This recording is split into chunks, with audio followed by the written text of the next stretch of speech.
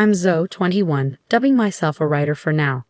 With me is my older brother, Mr. Axel Reyes, aged 30, navigating the corporate world post-college. We lost our parents tragically in a car accident when I was in ninth grade.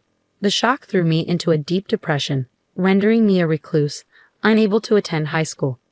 Thanks to my brother's unwavering support, I sought help and gradually regained my footing. Our parents' passing left my brother, fresh out of college, shouldering the responsibility of caring for me. Amidst his own challenges, he took on household chores and supported me emotionally. Slowly, I emerged from my isolation, starting with small tasks like tidying my room, eventually reclaiming a semblance of normalcy with my brother's guidance. Now, we reside together in our childhood home, dividing household duties. Given my work-from-home status, I handle meal preparation and grocery shopping, relishing the occasional outing for supplies. Cooking has become a source of joy. I excel at concocting dishes from recipes discovered online during my hermit days. My brother, akin to a parent figure since our loss, embodies a blend of kindness and discipline. His dedication to education paved the way for a successful career, culminating in a leadership role at a prominent company. Over time, he blossomed socially, culminating in a relationship with Miss Nora Reyes, his now fiancée. When my brother introduced Nora to me, her elegance and warmth immediately resonated. She's a charming office lady at a major food company, a graduate of the same university as my brother. Despite her youthful appearance, her maturity shines through, earning my instant admiration. Nice to meet you, I'm Zoe, the sister. Please take care of my brother, I greeted warmly. Likewise, replied Miss Nora Reyes with a smile. You're such a darling sister. I always wanted a sister, so I'm genuinely thrilled you'll be joining our family, Nora expressed, her smile radiant. Despite her slightly heavy makeup, her warmth was palpable, painting her as a delightful addition to our lives. Curious about me, she inquired, and Axel, my brother, stepped in to field the question. Well, actually, Zoe didn't attend college. When our parents passed away during her ninth grade year, she grappled with mental health issues.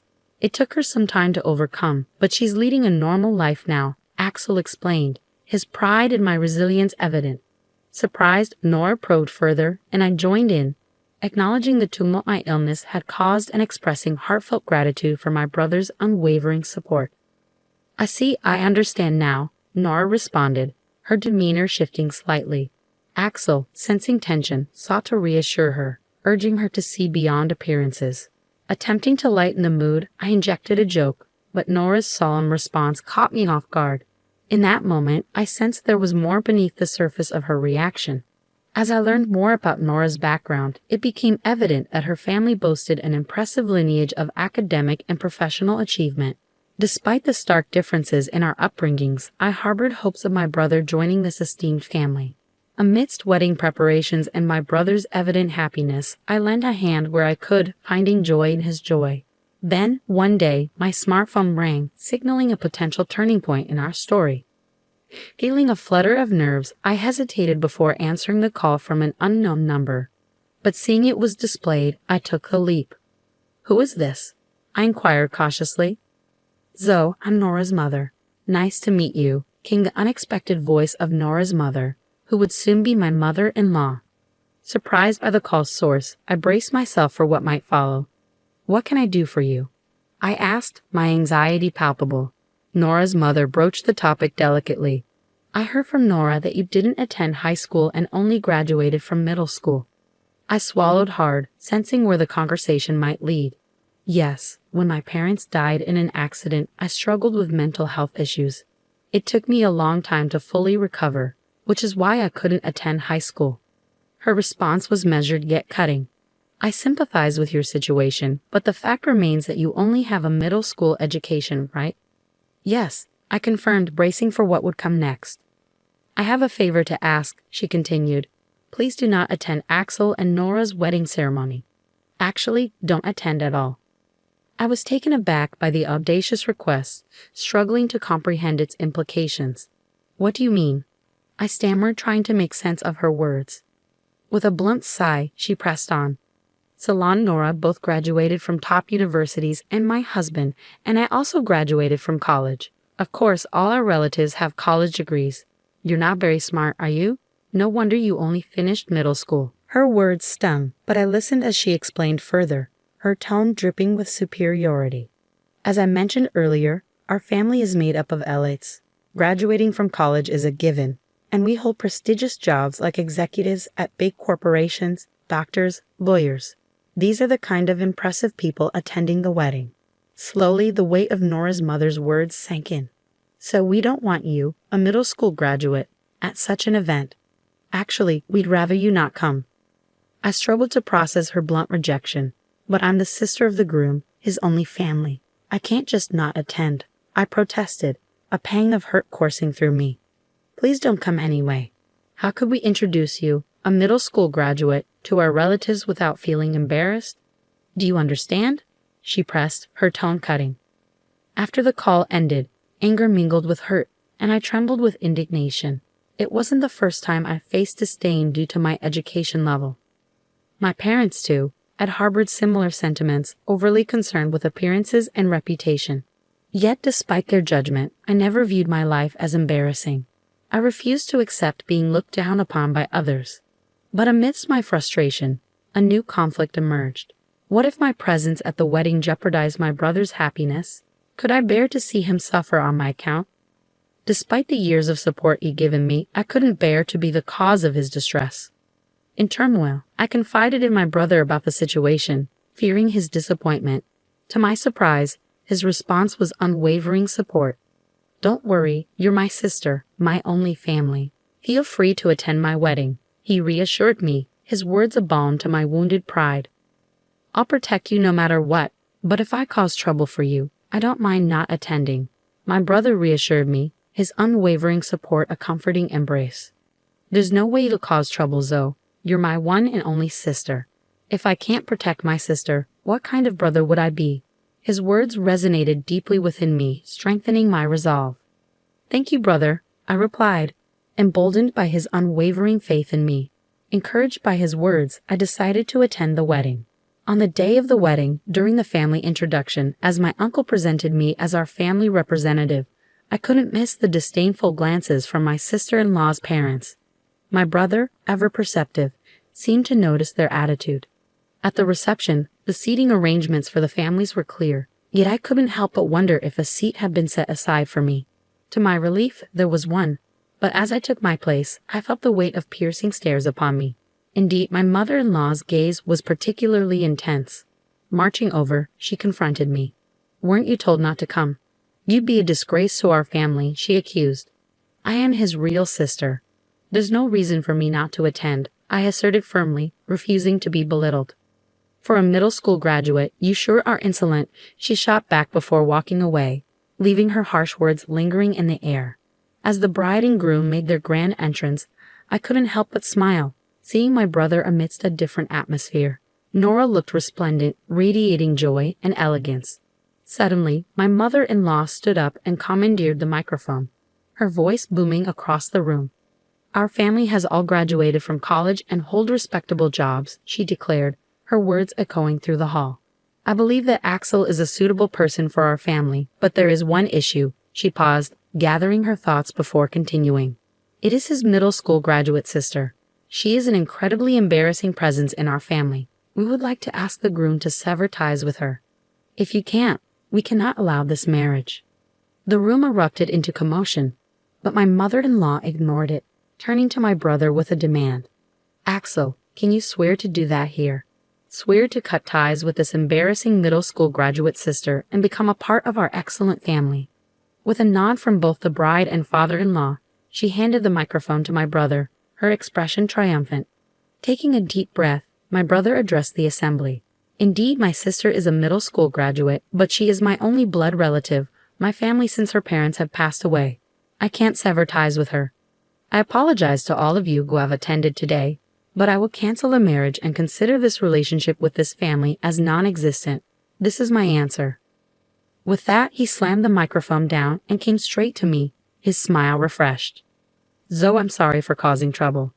There's no need for us to be here. Let's go home."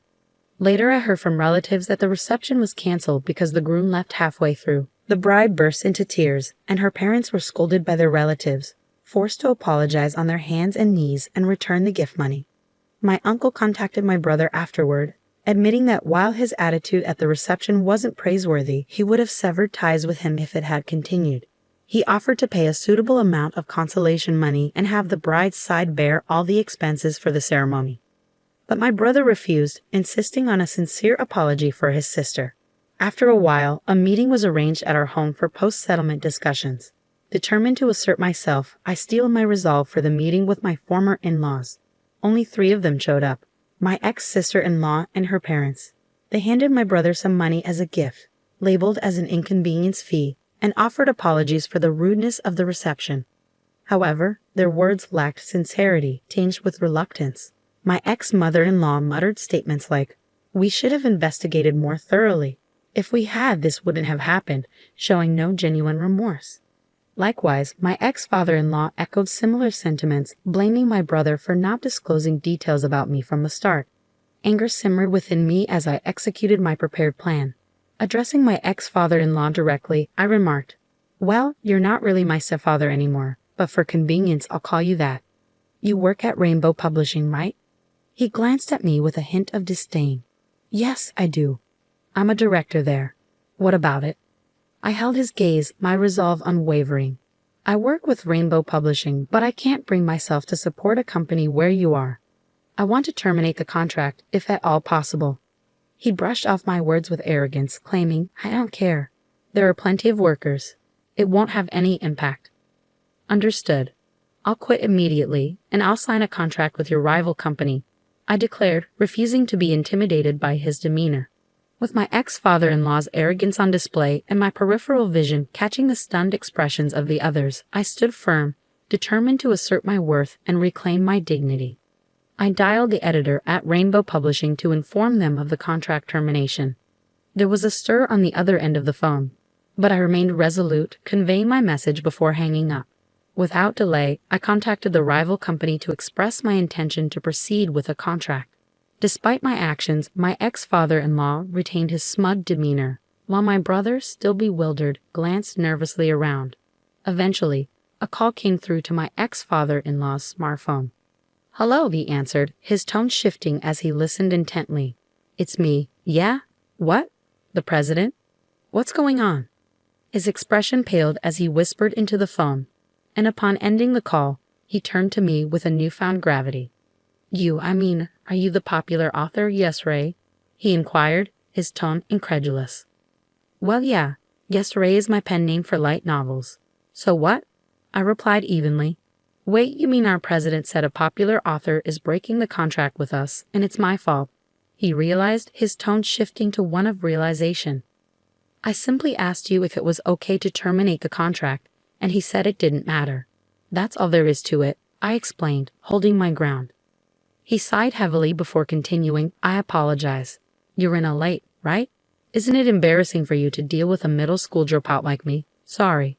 With his apology, I felt a sense of closure, knowing that my decision was acknowledged, albeit through unexpected circumstances. "I apologize, but can you reconsider terminating the contract?" my father-in-law pleaded, his tone marked by an unexpected humility.